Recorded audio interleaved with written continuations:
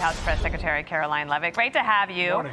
We should tell everyone she has a very important meeting in the mornings, which is why we don't see her all the time. But we're happy to have you here, Karoline. Thanks for being here. Thank you so much, Dana. It's good to see you. Okay, so it's day 2 of this. I think that it's important just to revisit, even though I know you've done it elsewhere, the claims that Democrats are making here. Watch.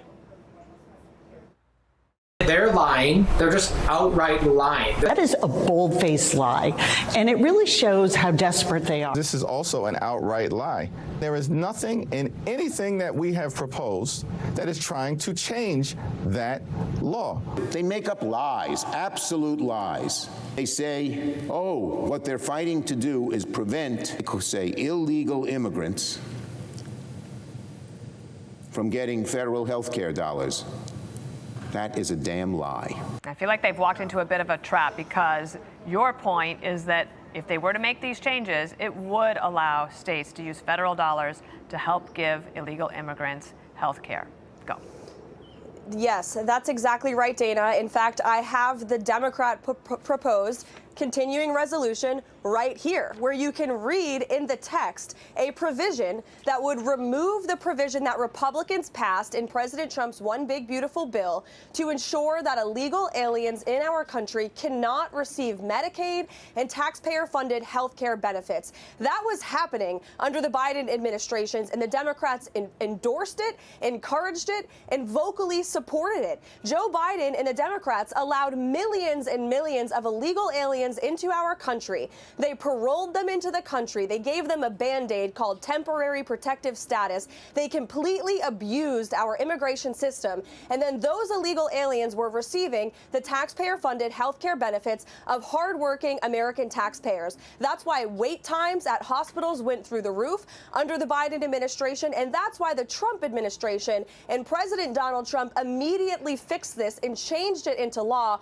with the One Big Beautiful Bill. And now Democrats, rather than just passing a clean continuing resolution to keep the government funded, which is what the president and Republicans want, they submitted a continuing resolution that puts this poison pill back into law. That's what they want to do. And it's completely unacceptable. President Trump ran on the promise to end taxpayer-funded benefits going to illegal aliens. And tens of millions of Americans across the country voted him back to this beautiful White House to implement that promise, and he did. And now Democrats want to undo it, and they are holding our country hostage. They are holding the American people hostage for this wildly unpopular proposal to give taxpayer-funded benefits to illegals, and now they're lying about it, and they know it. On that argument, 90 minutes ago, Jeanne Shaheen, the Democratic senator from your home state of New Hampshire, was here on Fox and said that's all, that argument's a red herring. That was her position when it was put to her. She's also one of 7 Democratic senators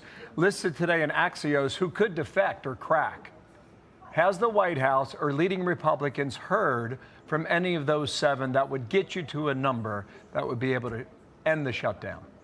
Well, as the vice president said at the White House press briefing yesterday, he and our legislative affairs shop and the president himself continue to be in very important discussions with these moderate Democrats and also with our allies, Senate Republicans, who have good relationships with these moderates. And they know what the right thing to do is. They just lack the courage to do it. But they need to step up, and they need to vote for this clean continuing resolution to keep the government open that they voted for as recently as March, that they voted for 13 times previously in the past. So there is zero excuse for them to shut down our government right now, and they know it. And very soon, the American people and their constituents back home in states from New Hampshire to Nevada to Arizona to Florida are going to start feeling the pinch of this Democrat-led shutdown. We have millions of troops who are currently going without pay. We have women, children, and infants who cannot apply for a very important WIC program for that critical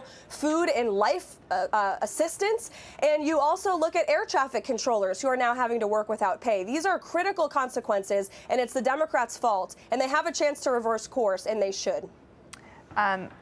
Somebody earlier on our program said that Russell Vought went ahead and signed off so that every military member does get pay. But are you saying that they're working now without?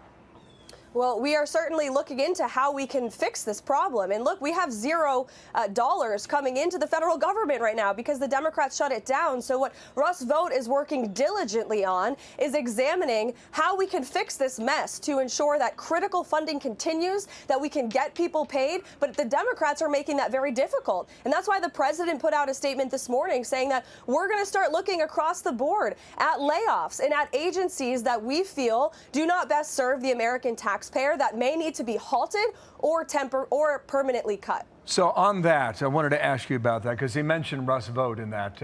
I think that came out about 8 o'clock this morning about cutting certain programs that they deem are not necessary. Is that real or is that a negotiating tactic? Oh, it's very real. And the Democrats should know that they put the White House and the president in this position.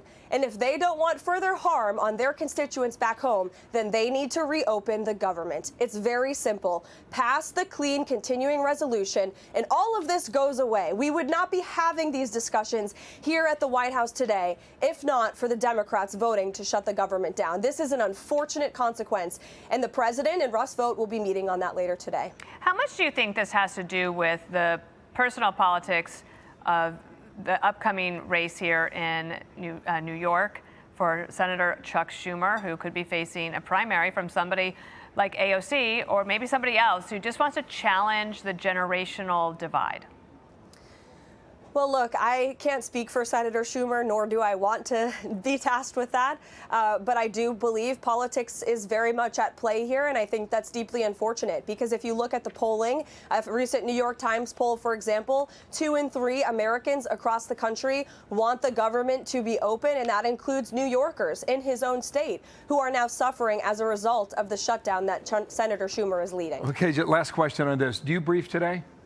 And if you do, will the vice president be with you again?